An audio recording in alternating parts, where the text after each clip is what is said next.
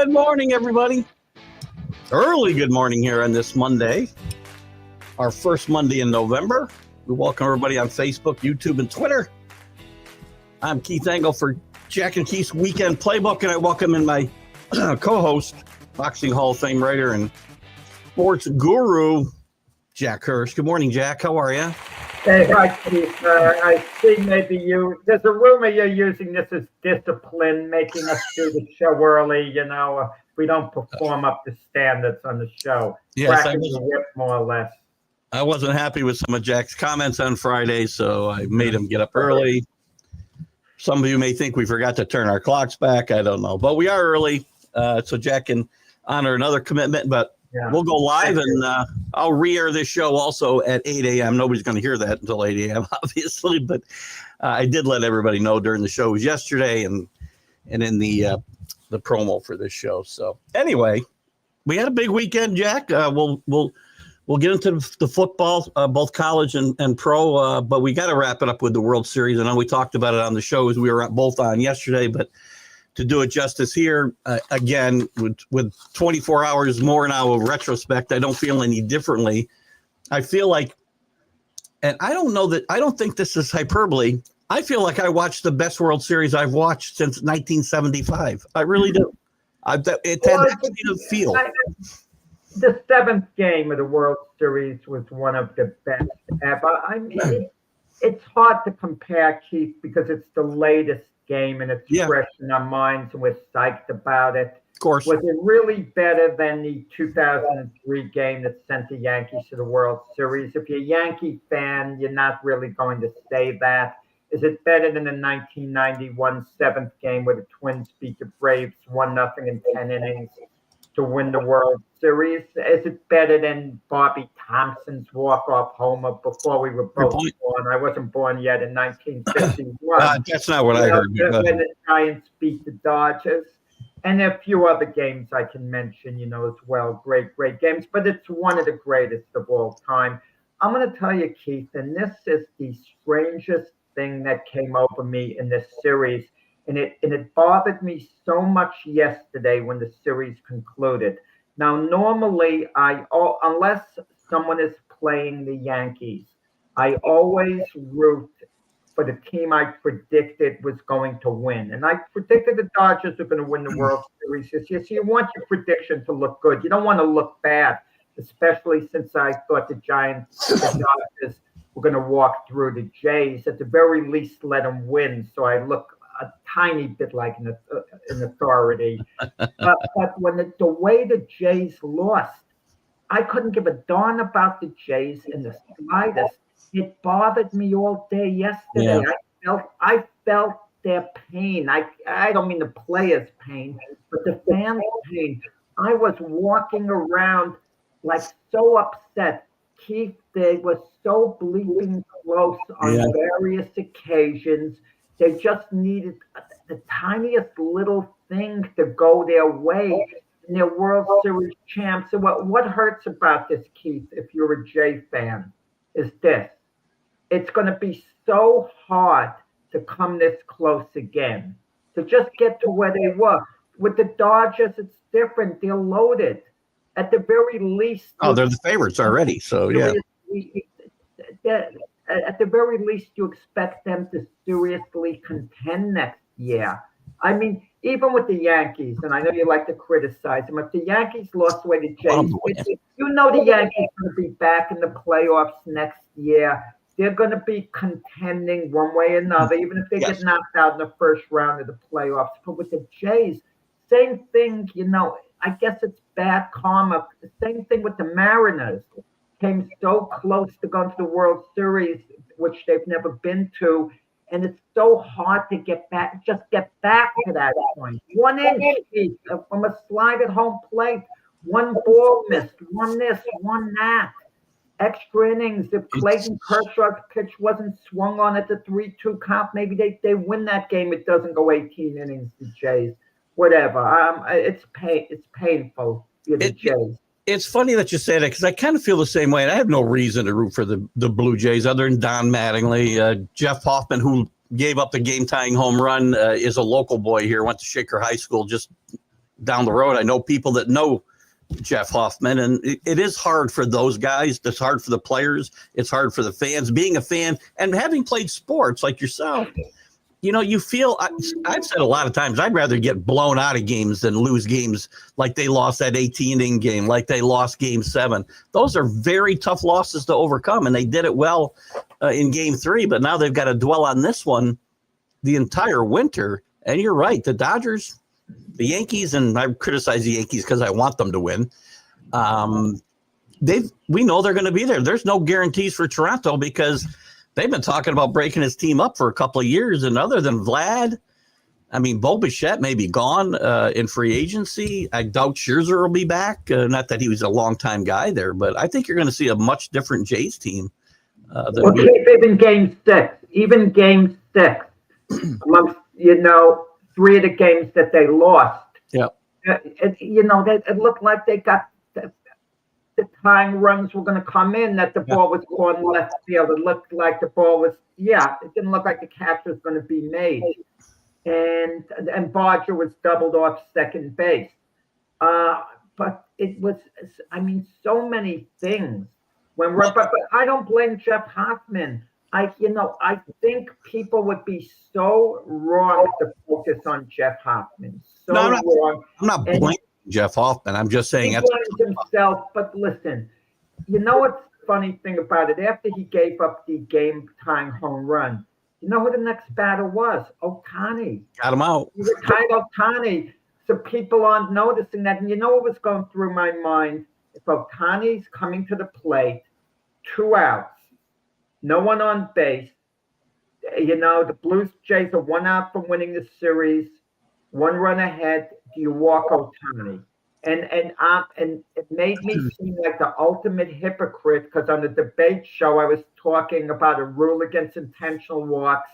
You'd give him 2 bases or whatever, potentially walk, whatever. And then I came to the conclusion: no, you pitch to Ohtani because the worst that he could do is tie the game up, the very worst. But as it turned out, Ohtani could actually wanted to hit after. What did the Jays in? They didn't get the opportune base hits. Even in the last inning, you and I started getting into a debate. Guerrero gets a hit, but in the 8th inning, they're up 2 runs. 1 run, Clement, leads off with a double. They don't get him in. That would have been the insurance run, and that would have been the game. They don't get him in. No outs, man on second. And Guerrero, when they fall 1 run behind, Guerrero leads off with a double, and he's rallying the troops. And I'm going to tell you, Keith, I know you disagree with me, but Kiner-Falefa bunting him to third base was weak. But you let Kiner-Falefa, who doesn't strike out a great deal, swing the bat. Maybe he hits the ball to the right side of the infield anyway. He scores it. Maybe he gets a hit. Maybe he gets a sacrifice fly. There's no guarantee the bunt's going to be successful, and then you're giving up and out anyway. But the bunt wasn't good bunt. He moves Guerrero to third, and the next 2 hitters don't drive him in. I just don't like that play advancing second to third, where the Blue Jays are playing for tie in that spot. 30 years ago, you would have loved that play because that's the way baseball was played, right? You moved guys to third base with nobody out, and getting guys in from third with less than 2 outs is way winning teams win games. And again, and you talked about there's no guarantee of the bunt. Well, there's no guarantee of the bunt getting down because nobody bunts anymore. So these were fundamental parts of the game that have disappeared in recent years, recent decades. And it does frustrate me sometimes. I saw some pretty good baseball. I saw some old school type baseball in this series. And one of the reasons I was excited about it, this is one place that I would 100% agree with them, because every time the silly ghost runner, whatever we want to call him, in extra innings during the regular season, nobody bumps him to third base. And it's the silliest thing in ever. Billy Martin would have bunted every time. Billy Martin, it was a mastered small ball. He made a difference. He made a difference, Billy Martin. And if you have, don't misunderstand me. If you have the players who could take the extra base. You have fast runners like the Yankees you talked about, Caballero, who led the major leagues in steals, Anthony Volpe. Yeah. Those guys, let them steal. Give them green lights. Let them take off. I get all that, and I'm all for that, putting the pressure on the pitcher. I get all that. Defense in general. But that wasn't putting pressure on the pitcher, because I'm going to be honest, if I were the Dodgers in that spot and I could make a deal, okay, you want to advance the guy to third and give me an out, I'm going to make you that trade. Let him go to third, give me an out. That's the trade-off, right? Yeah, but I didn't like it, but it didn't cause it. But how could it have affected the Jays negatively? We'll never know. But then again, if there was a sacrifice fly, a pass ball, and the runner comes in, then it would have looked good. 20 ways to get in, basically. Keith, so many missed opportunities, the extra base hits, and it was the long ball that decided the game with the Dodgers. 2 big hits, the Blue Jays, Bichette, 3-run homer. Yeah. And the pit, all in all, it's such a great World Series, Keith. And that 7th game was a phenomenal game. And I feel for the Jay fans, even though I don't like them. I feel for the Jay fans. I feel some of their pain, Keith. A couple of things. You talked about them not getting guys in. They left like 15 guys on base in that game, and that was kind of a formula for them throughout this series. They were leaving guys on base pretty much every game, even the games they were winning, which is, I mean, obviously that means you're getting guys on base, and it's a good thing. When you're scoring a lot of runs, it's not as important. When you score 3 or 4 runs, then leaving 15 on is a lot of runs out there. But you were right. There was so many places. The play at the plate that where Rojas got the wonderful alpha. And by the way, and we forget about it. We didn't talk about it yesterday. That fly ball that Podges runs down in center field, I think in the same inning, it was the 9th inning, bottom of the 9th inning. Kiki Hernandez is not catching that ball. He's turning in circles like a circus clown out there. We'll never know whether Kiki Hernandez has an elite glove. I'm not sure. Maybe he catches it, maybe he doesn't. You mentioned Kiner-Falefa on third base, and no one talks about this. And I'm not blaming Kiner-Falefa. It's easy to second guess, but he might be thinking, did I get the biggest possible lead I could have gotten without getting picked up? Because if he had a couple of more inches of lead, that's all he needed. And that would have been the difference. You know what caused that? And there was a big story yesterday. There was a lot of articles. Post had an article about it. Someplace else had an article about the secondary lead. The secondary lead wasn't big enough, but obviously that cost them. But to the coach too. The coaches had told all of them to stay close to the bags because they had. And I think that play in Game 6, was it Game 6 where they won with the double play out of left field, whatever game it was. Game 6. Right, they doubled the guy off second base. That was playing in the Blue Jays coaches' minds, and I think they were in the bad base running. That was bad base running when Barger got doubled off second base. Because either you make the commitment to go all the way to score, or you stay close enough to the base. You don't go a little bit part way and hem and haw. If you're going to do that, you have to be certain you can't get doubled up. Left fielder catches. Yeah, I mean but yes, and that's good base running, and again, something that's lacking in Major League Baseball today. But I still think in the coach's mind, so that play that doubled Barger off second base lingered into the series and may have had an effect on that play, is all I'm saying, because they were leery of that getting doubled off. And I get it. What are you going to do? Like even going all the way back to the 1955 World Series, the famous catch made by Stanley Amorous where he threw the relay in to Kiwi Reese, who threw it to Hodges at first, and they doubled up Gil McDougall at first base. McDougall was a time run. But what the heck was McDougall doing far enough off the base where he could get doubled up? No one ever criticizes Gil McDougall. He had to be standing at third base. Awful base running. You don't see much. When you see that play replay, and you don't see it much anymore, but no. I was young and saw that play replayed 1,000 times. You barely saw anything happen after the catch because the catch was such a great running catch, and you don't see all the time. They wouldn't show the end of that where he doubled Magoo. But I picked up on it. What was he doing, getting doubled off? The base. But you can mention. Look, there's a lot of controversies.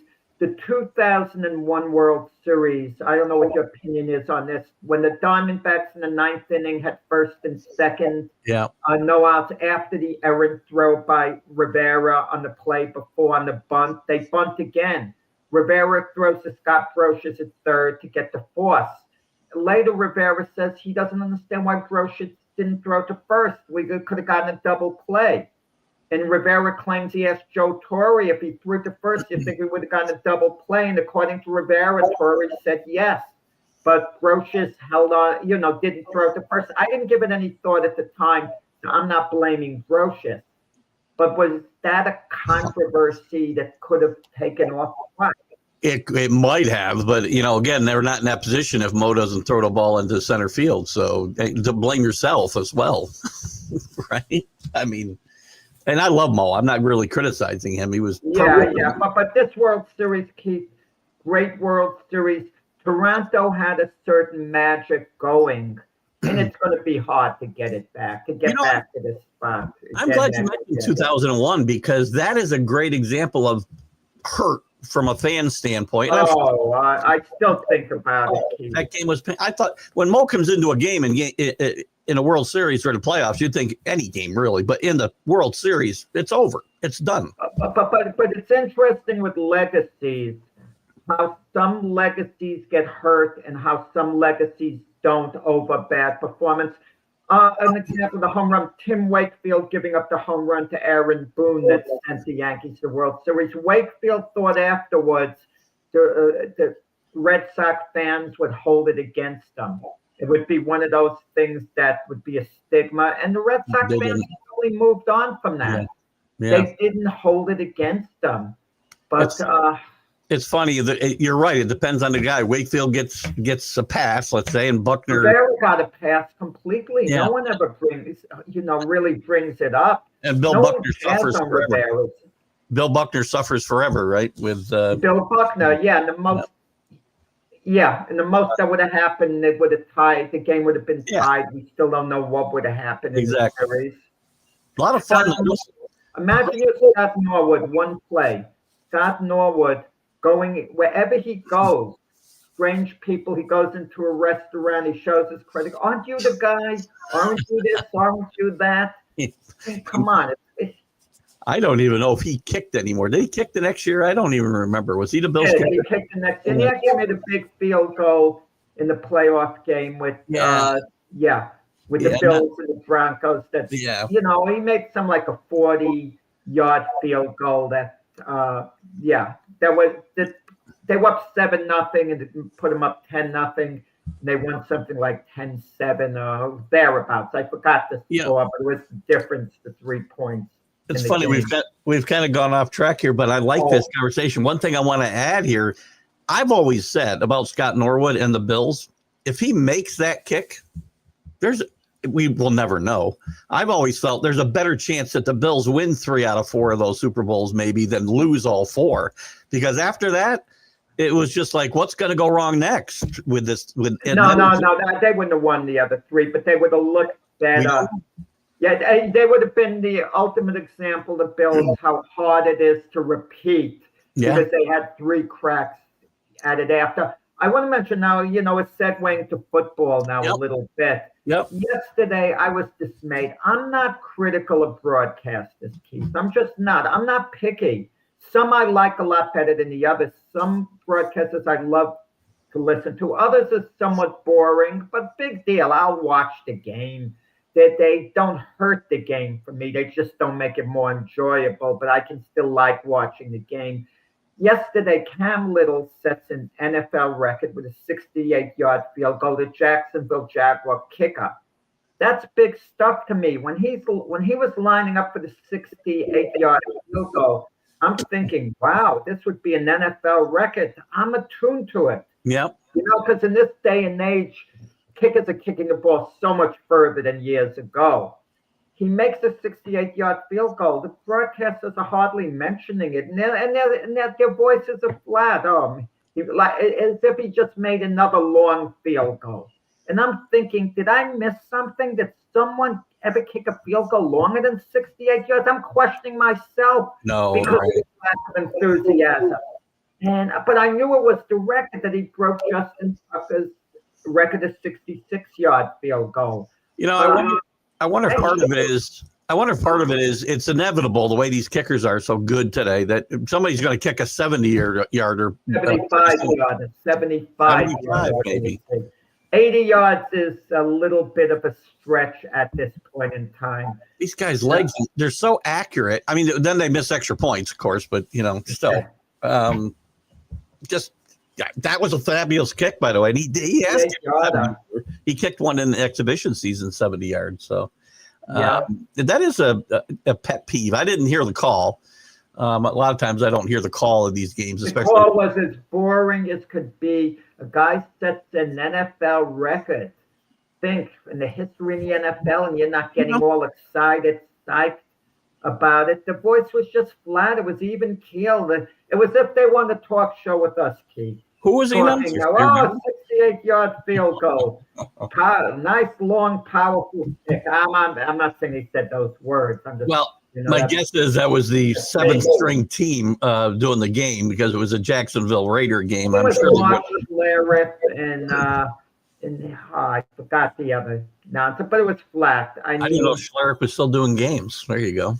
Yeah, but it was like if the broadcasters had a team, these guys who did that call, I relegate him to the practice squad. Well, maybe he will be.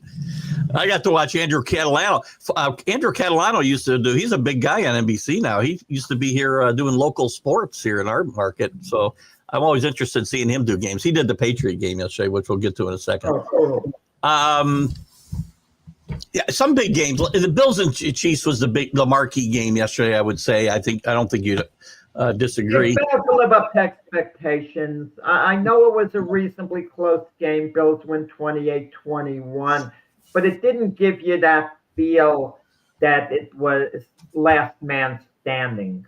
The Bills always seem to have a handle on the game to me. Their defense showed up big. Their secondary linebackers played a really superb game. And they got Cook involved. They ran the ball really well yesterday. Cook had 27 rushes yesterday. That's like they haven't been doing that. He's been getting 12 and 15 touches a game. So I've been saying for a long time they need to do this. But this isn't unusual for the Bills to beat the Chiefs in Buffalo at home during the regular season. They don't do it during the playoffs. The question is if we're going to see that matchup again. I saw a really good Bills team last night. I thought their defense, as you said, was much better. They've got some guys healthy in the last couple of weeks. I bet the Bills yesterday. I had people yesterday saying, what's wrong with you? Why would you bet that team against the Chiefs? Well, they're home, and they're also a very good football team, and Josh Allen's still the quarterback. Well, it was a toss-up game. I don't see why anyone would question picking Buffalo. Every time the Chiefs and Bills play, it's a game that could go either way. But, the Chiefs are going to be in an unusual position, but they can still thrive in this position. And then it looks like, not definite, things could absolutely change. But as of now, you get the feeling they're going to be a wild card team. I would say. But the Chiefs are the type of team that's built to win on the road. They can win 3 games on the road and go to the Super Bowl. So there's no reason to panic, even though you hope you get 1 game in Kansas City. For the Chiefs to get back to the Super Bowl, they're going to have to go through Buffalo. But believe me, they didn't leave Buffalo yesterday with their confidence shaken at all. They absolutely feel they could go back to Buffalo and beat Buffalo there. And even though Buffalo won this game, Buffalo knows come playoff time, situation is different. It's going to be harder to duplicate what they did yesterday. Not that they're not confident that they can. But Buffalo's in an unusual position. Keith, very unusual position. Because if things hold the way they are and the season ended today, the chances of Buffalo and Kansas City playing one another seem to be remote Yeah. right now, I believe, because Buffalo would actually be a wild card team. But I'm going to tell you, I know you're a Patriot guy, but to me, there's a feeling of inevitability when all is said and done. Buffalo wins the division. That New England's not the only way New England wins the division, Keith. They've got to beat Buffalo when they play them again. If they do that, they have a good chance of winning the division, but they've got to beat them in the rematch at New England.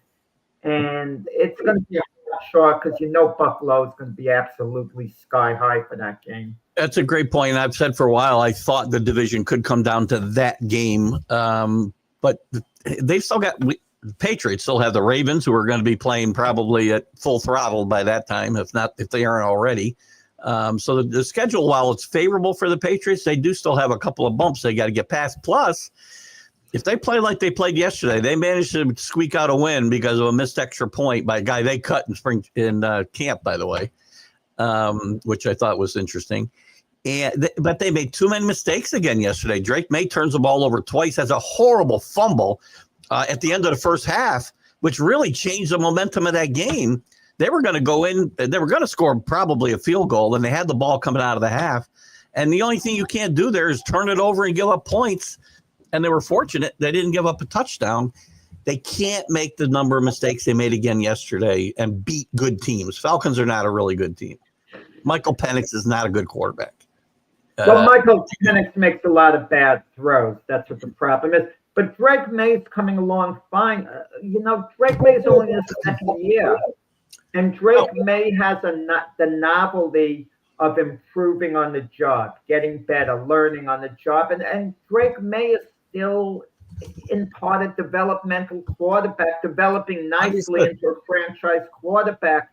We can't expect Drake May right now to be a peak value quarterback, to think, we need him to play like he's an elite quarterback. Let him learn. He's coming along really well this year. Here's the thing, Jack, and you're absolutely right. Again, I'm not expecting to play like an 8-year veteran, but even rookies you can teach ball protection to, and he gives up too many, especially fumbling the football.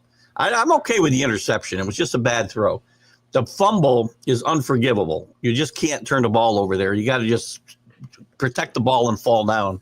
But he had a good game otherwise. This guy is completing 75% of his passes, and he's not just dinking and dunking it around the field. He's throwing the ball down the field a lot, and he's played really, really well. And look, at the defense played well when they had to, and fortunately the guy misses an extra point. The Patriots stay a half game in first place, so we're happy. Yeah, bottom line is the Patriots are exceeding expectations, at least mine by far, even yours. I mean, you were optimistic they could go like 9-8 this year. I mean, I was looking at more like a 6-11 team, and I was thinking in terms, okay, Grable will have a mess this year. He'll clean the mess up. He'll get him really focused. And next season, the Patriots are going to have a good team, a team that could, be a wild card team next season. They were a year ahead of schedule to me. What they're doing now, I thought it would take a year to go. Grable is a great candidate. There are few of them for Coach of the Year. There were few of them. I think he's Coach of the Year right now if vote was held. I think there's a few guys, I agree with you, but I think he might be Coach of the Year. And again, I'm biased. I'm closer to the situation than any other. And I see a lot of him because I go looking for him. And it's not the things you just see as they play in the field. When you watch him interact with this team, it pumps you up. It pumps you up. You want to go run through a wall for this guy. I love this guy. I've said that since the day they hired him, and I've got no reason to change my mind. And it shows you of all the major sports, I guess the two of them where the coaches make the biggest difference would be basketball and football, where a coach could, turn a program around. Absolutely.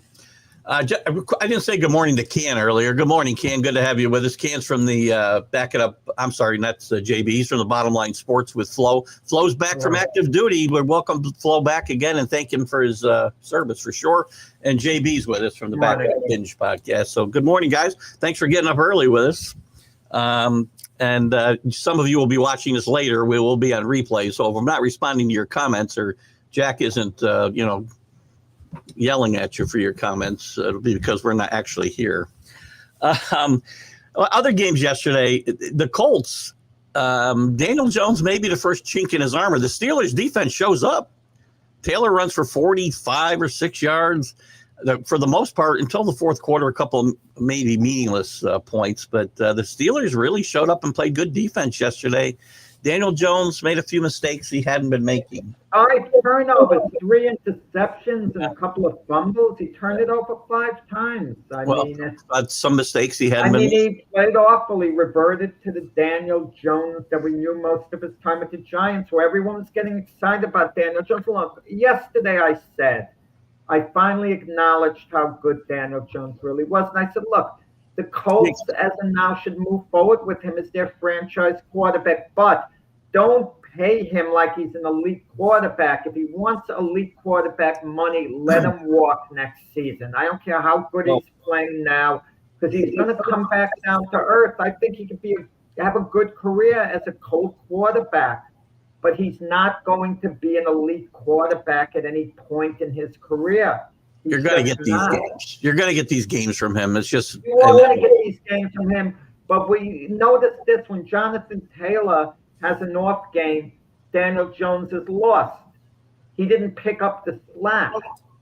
Elite quarterbacks pick up the slack. Daniel Jones didn't do it. Jonathan Taylor's the one that had the bad game, and then Daniel Jones was co-authored of a horrendous game. And Carlos, that's why he's throwing the ball, is because they couldn't run the football. If you can't run, you got to throw. It's not like they didn't want to run Jonathan. Not a difference maker, Daniel Jones. No. Some quarterbacks are difference makers. Somewhat. You're talking about Drake May a moment ago. Drake May is eventually going to be a difference maker. Eventually, he's trending towards that. I know he was so yesterday.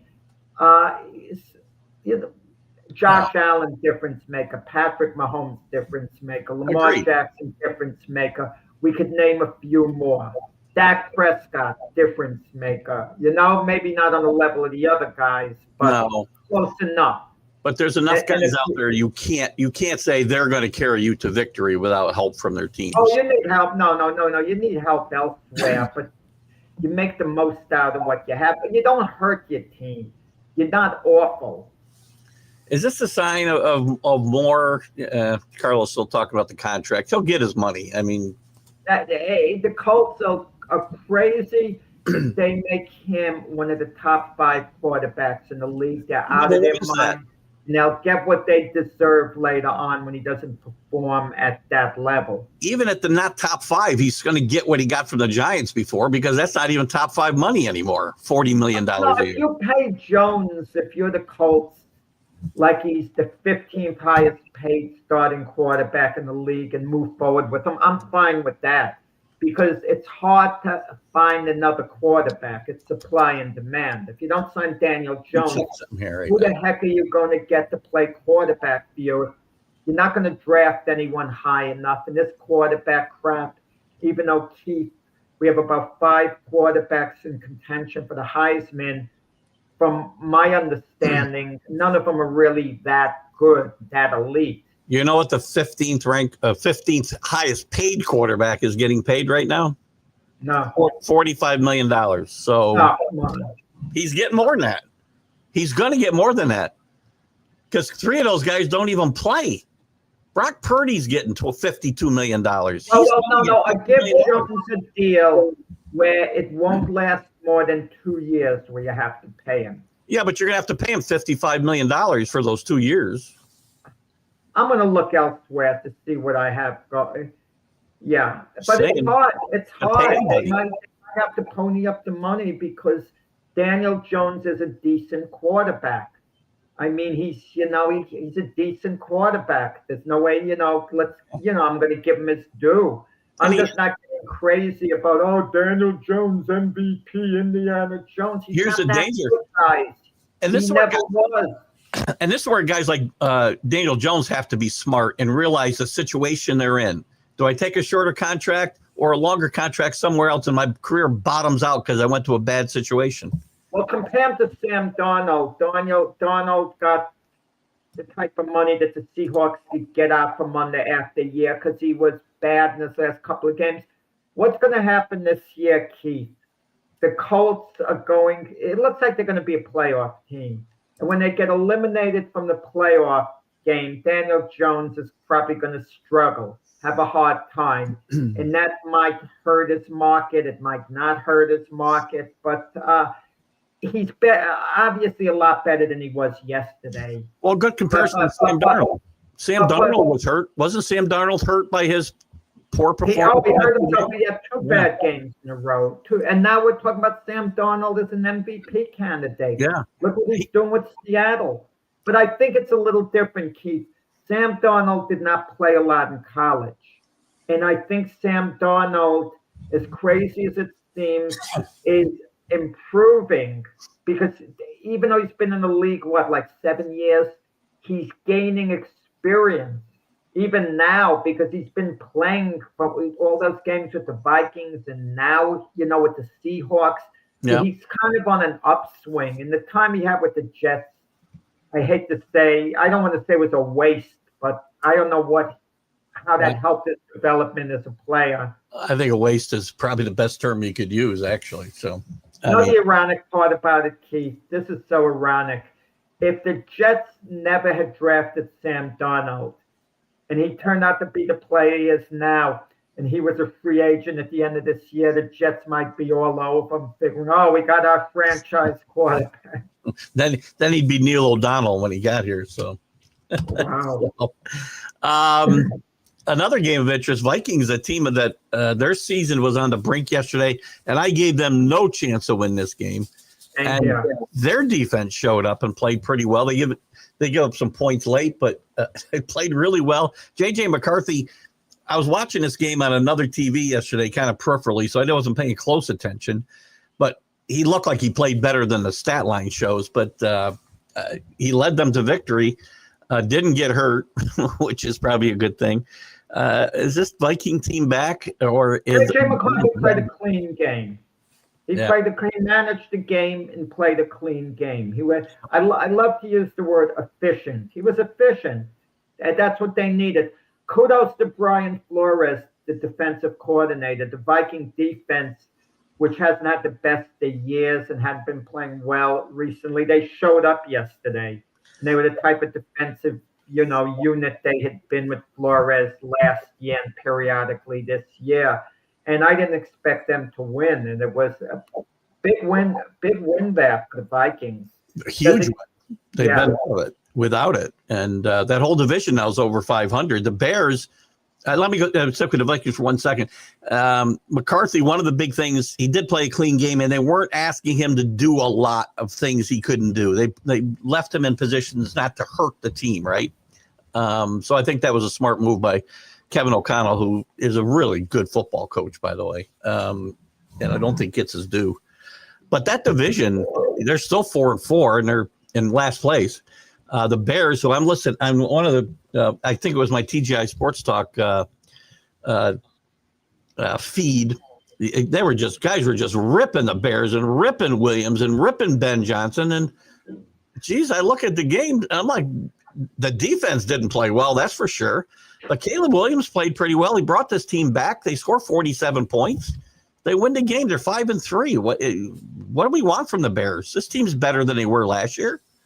I like Caleb Williams a lot. He makes big plays. He's not scared of failing. A lot of quarterbacks are scared of failing. Caleb Williams doesn't do things halfway. Bad defense yesterday, like you said. I mean, didn't really get it done. But, just they have a lot of weapons to pass. They have good personnel on the team, but a lot of needless penalties and this and that. And Caleb Williams will drive you crazy, the way he might turn the ball over. But he's also going to make big plays. I don't know that he turned the ball over yesterday, did he? No, not yesterday, but historically, earlier this season and last year. Yeah, where I was, they didn't have this game on, but I'm looking at these guys just ripping them. I'm thinking they're getting blown out. The Bengal defense, too. Let's keep that in mind. Well, Flacco had a huge day again yesterday. I kind of wonder whether the Bengals are going to give up on this season. And technically, what are they? couple of games out still or so, but 2 games behind. 2 games behind, I think, right? can you imagine that the Bengals beating the Jets and the Bears the way they were supposed to? They would be tied. They'd actually technically be in first place because they'd have the tiebreak over Pittsburgh. They beat Bears are half game earlier. first place in the North. Packers lead at 5-2, 5-2-1. The Lions are 5-3, and so are the Bears. Bears are well. I don't know how we can. It's funny the way we just get on teams and guys. Again, this guy hasn't played 2 full seasons of football. Caleb Williams. Let's give him a chance. Give him a chance. That's exactly. Some players, some quarterbacks, you could tell they're struggling. Like your favorite QB, Michael Penix, in his second year. You're down on him. You're not thinking, oh, let's see how he develops. You're not high on him. But some QBs were high on him, and a lot of them have a good rookie year, and then their second year isn't as good for a variety of reasons. I mean, look what happened with DJ Stroud. I mean, Jaden Daniels now with his injury this season has been a disappointment, but you're not going to tell me that Jaden Daniels isn't, the commander quarterback of the future. He certainly is. And Caleb Williams is the Bears quarterback of the future. There's no doubt about that. I mean, maybe he'll be more inconsistent, but remember, he had to play out of the gate. He probably, again, wasn't forced to be that disciplined in college.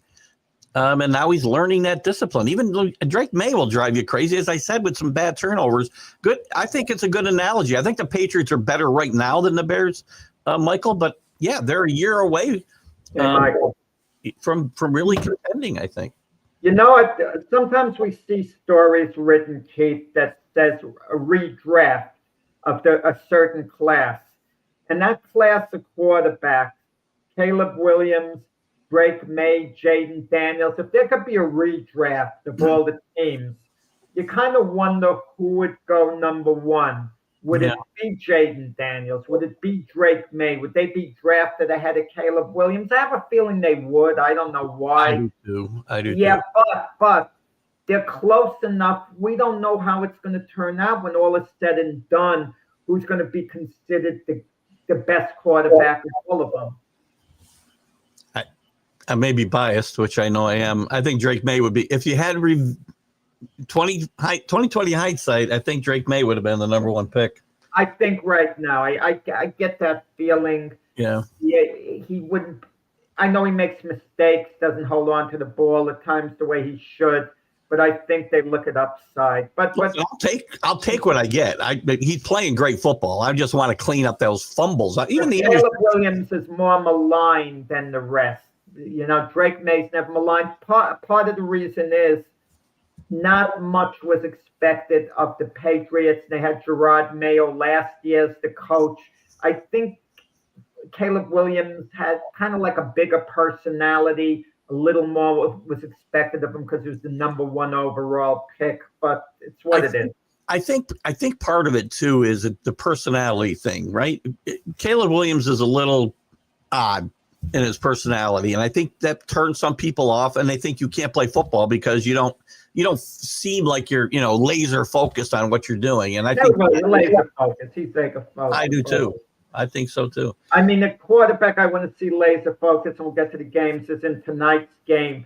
The Arizona Cardinals, the Dallas Cowboys. So Kyler Murray reportedly is going to suit up, but isn't going to be starting because of the injury. Yes, going to go with Jacoby Brissett. That Patriot Hall of Famer. I like the Cardinals to upset the Cowboys for what it's worth. With Jacoby Brissett? With Jacoby Brissett can get the job done. I don't want him as my starter, but as a backup, you could win with him as a backup. I wouldn't want to go through the playoffs with him having to win 3 games. No way. But for given games, yeah, he could be very good for giving it. He's a favorite. Bill Parcells. I like Jacoby Brissett. He lasted 3 games with the Patriots last year, and they could not play another game with him because, again, not all his fault because the offensive line was so bad. He was getting killed. But they turned to Drake May a lot sooner than I thought they would. And in hindsight, a good thing that they played him so early. So it'll be an interesting game tonight. I like Dallas, though, myself. Any other games that really stick out? Sorry, Sonia. I mean, the biggest game of the day, obviously, was Carolina, the Packers. But Carolina played good defense again, ran the football, then they go into Lambeau and win. I did not think they had a chance in hell. Not good to me. I'll be honest about it. I gave them very little chance, the Panthers. I mean, I thought Green Bay would just roll over them and beat them by three touchdowns plus. I like to write down scores as a prediction for fun. I picked the Packers win 31-7. Yeah, I think I'm not one of these guys who makes a prediction beforehand and then it doesn't turn out the way I thought, and I start analyzing it and try to be smart why it happened. That's what always gets me. You watch these analysts, Keith, they tell you how the game is going to turn out. I see this in boxing all the time. Why one fighter's going to beat the other, blah, blah, blah. They're so certain. And then it turns out the opposite. And then the analyst analyzes things like he's a real authority. Why the guy won? Well, he did this. You know, Carlos, your point about protecting quarterbacks, I've said this for weeks, if not years, that paying all these quarterbacks, the money that we pay them and wide receivers is costing offensive linemen. You have no depth on your offensive line. And that's why guys are getting the crap beat out of them. They're getting paid a lot of money, but a lot of them are getting the crap beat out of them because the offensive lines around the league, except for a couple, are not good. And if you lose one or two guys, you're in no man's land now. With the Chargers losing Joe Alt, I mean, I sometimes think of value, Keith, per position. Watching Travis Kelce yesterday, one of the great tight ends of all time. Now, if you have hey, Danny, how you doing? If you have a choice, for example, you know they're young, they're 22 years old, they have their whole career ahead of them, they're both going to stay healthy. Travis Kelce as tight end on your team, or Joe Thomas, the great career offensive lineman with the Cleveland Browns. Who do you take? It's not an easy thing. No. You have a guy like Joe Thomas, Trent Williams. Let's say Trent Williams or someone like that. Who do you take? And that might be for the Jets. Watching the Jaguar-Raider game yesterday and watching Brock Bowers, I don't second guess afterwards. I was adamant. The Jets said, you have to draft Brock Bowers. Please don't draft an offensive lineman. I was saying Brock Bowers is going to the Hall of Fame if he stays healthy. 100%. And they draft Fashanu, an offensive lineman. Good pick if Brock Bowers wasn't there. But how on earth, they just don't. Imagine what the Brock Bowers would have been on the Jets or any other team. Listen, if people didn't look at quarterbacks the way that they look at him, Brock Bowers might have been a number one selection in a draft. He's that good. He's a really good player and doesn't play. He's a Gronk type tight end, maybe even better than Gronk. We'll find out. If he stays healthy, he'll be better. But the Jaguar-Raider game, good game there, came down to the last play. Raiders went, last play got deflected, and Raiders come up a little short. Rough year for Pete Carroll. A very rough year. It feels like a bad situation for him. If he was coming back, he should have looked for a better situation than the Raiders. Listen, at his age, to take any head coaching job, he wasn't in a position, Carroll, to pick and choose. Don't coach. I mean, you want to go out like this? I mean, he may not come. This might be one and done for him. I don't know. But someone talks about how much influence does Tom Brady, who's a partial owner with the Raiders, have with that team, the front office? Quite a bit. I think he's got quite a bit. Why didn't they? Okay. How come no one talks about why the Raiders didn't hire Belichick? There was chatter. There was chatter. First of all, he took the North Carolina job early, remember, before a lot of these jobs. He had a buyout. And he would have had a $10 million buyout. But now it's $1 million, by the way. It's only after June 1st, it turned to $1 million. But there was some chatter as soon as Brady was given. It was obvious he was given a bunch of power within this organization. And one of the reasons there's all the controversy about him doing games and being an owner and having this type of influence. I think he's got a lot of influence. I think he had a lot of influence in Pete Carroll coming there and Geno Smith coming there. And he's going to have to take, You can't just stand up and take all the accolades, right? When crap goes sideways, you also got to say I screwed up, and he was part of that. No. Geno Smith was Pete Carroll's guy. There's no way Geno Smith would have been a Raider if Pete Carroll said to Tom Brady, I'd rather not run it back with Geno the way I did in Seattle. Brady would not have argued with Pete Carroll. Pete Carroll is the one who probably said to Brady, Geno, I can win with Geno. He's my guy. I've had success with him at Seattle. And Brady maybe signed off on it without a fuss. But he's not the guy, who forced Geno Smith on Pete Carroll. Agreed. I don't know. Any other games of interest yesterday? I didn't really pick out anything. I mean, the Broncos struggle, but win in Texas. I'm glad they won the game, but they had to come back. Yeah, we knew that was going to be a close game. Yeah. The defensive struggle, and Denver won. But Denver's won 6 in a row. I don't get it. Denver is, conceivably a Super Bowl team. I just look at them as being a little short in that area. It depends what the matchups are going to be. No one team in the AFC stands out. Every team looks beatable to me. Every single team. So why not Denver when you think of it? I'm going to throw this one at you because I've been arguing with Carlos about this forever. He thinks LaFleur in Green Bay is a bad coach. I don't think he is. And let me preface it with this. Carlos hates everybody who's ever had a tie to anybody named Shanahan. So every coach that ever coached for him or talked to him in a coffee shop stinks. I think LaFleur is a pretty good coach. He's had a pretty consistent career up there in Green Bay. He's developing a good young quarterback, and I think he's done a pretty good job. So. Yeah, you want to know something? LaFleur or the Green Bay Packers, a perfect example why you can't look at a schedule and start projecting whether a team is going to win or lose those games. Yeah. Because if you're Green Bay, you look at their schedule, you see, the lowly Cleveland Browns will win that game. And then you look, we got the Carolina Panthers at home. Let's put a check on that game. You can't wait if you're Packers, any other team, until you face a team like the Lions and say, okay, that game's a toss-up. The Jets, I don't know if they were. They probably weren't. When LaFleur got hired, the Jets were looking for a quarterback. For a coach. I think LaFleur would have been a better selection than anybody they've taken since. And since I asked that, Michael Gott over in the UK wants to know if you still support Aaron Glenn in New York.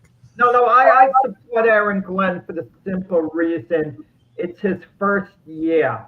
I don't see who else is out there, Michael. If you have someone like a Mike Grable available, who you could hire right now, I would move on from Aaron Glenn. But who's out there? Even the college coaches. I mean, I don't want to see these recycled names.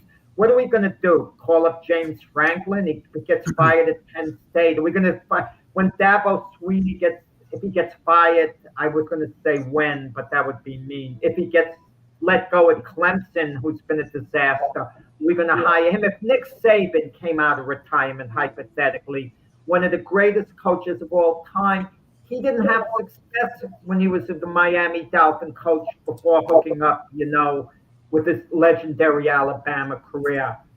So there's no one out there really. And there's no one in the NFL. And don't tell me Bill Belichick would create a buzz. But he's not going to come back to the NFL. It's not happening. You need good players. You're not going to go to a Super Bowl with Justin Fields as your quarterback at any point. And outside of Garrett Wilson, there's no impact number 2 receiver. I don't know what last time Breece Hall, the offensive line where they've drafted the last 2 number 1 picks, hasn't really performed. The answer is, I would stick with Aaron Glenn because it's a different situation than the Patriots had with Gerard Mayo. Gerard Mayo you agree with me, Keith? Gerard Mayo would have been the coach this season if Mike Vrabel wasn't available. 100%. Vrabel was their guy from the beginning. They couldn't even talk to him from the beginning because of Mayo's contract, which kind of handcuffed them. But once he said he was willing to, take the job, Mayo was toast. And he would be the coach if he wasn't. And listen, I like Gerard Mayo. He's been a good soldier for the Patriots for a long time. Player, coach. They kept him there when he could have gone to other jobs, and he stayed, and I'm sure they made it worth his while. But there was just a lot missing on this everywhere in the organization. Just look at the sidelines this year, and you see a huge difference between what the sidelines looked like last year and this year. Gerard Mayo just was in over his head, maybe too soon. I don't know if he ever gets another chance, but I don't think he was ready. Let me throw a thunderbolt candidate at you that I don't believe anyone has ever mentioned, at least not for years. Seeing the way these former players have gotten into coaching, imagine Peyton Manning decides, I want to coach. I want to be a head coach off the bat. And he's willing to go to a team like the Jets because of Peyton Manning's pedigree and how hard he works and how well he knows the game and the whole personality. He would be a terrible fit, though.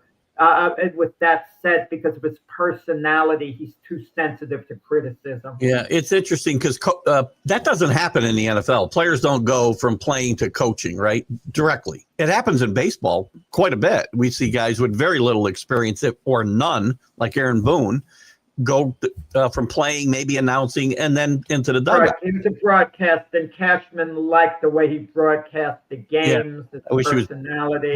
Let's move him to the broadcast booth next year. Yesterday, the Rams looked good, beating the Saints handily. Rams, when we talk about who's going to the Super Bowl, the Rams in a way is slipping under the radar. Matthew Stafford's having a good year. Very good year. The defense is good. Mac Jones, too, the other Jones brother, had another effective game yesterday to beat the Giants, who were just depleted on everywhere on this team. And we talked about the Colts before, and give the Pittsburgh Steelers their due, defeating the Colts. Their defense showed up Pittsburgh. And Mike Tomlin seems to get it done every year with a winning record. And Aaron Rodgers has had a decent year. So let's see. If Pittsburgh wins that division, to me, it would be a remarkable feat. But the Ravens are 2 games behind, and I look for the Ravens to catch them when all is said and done. 100%. By the way, Carlos, coaches are not managers in baseball. I could never get this through to him about managers and coaches and whatever. And Danny, I'm going to let Carlos answer that. I'm not going to put up any more of the coaching and LaFleur. Danny's 100% right, Carlos. That's all I'll tell you. Real quick, before we got to run, a little bit of college news. Upsets again this week. Miami takes themselves out of the running. Georgia Tech takes themselves out of the running. Big losses for the ACC. Big losses in the Big 12. First coaches poll. I'm sorry, not coaches poll. The first college football playoff poll comes out Tuesday. I think the first 10, maybe even 11 seeds are going to be. I know where they're going to be. We know who's going to be the 4 buys in this first poll. I think it's going to be very interesting when we get down to 11 and 12, where you've got Notre Dame, Oklahoma, Virginia, Texas, Louisville. I'll tell you, I think Notre Dame, Oklahoma, and Texas are all in these top 12 on Tuesday. Don't be surprised. Maybe Louisville sneaks in.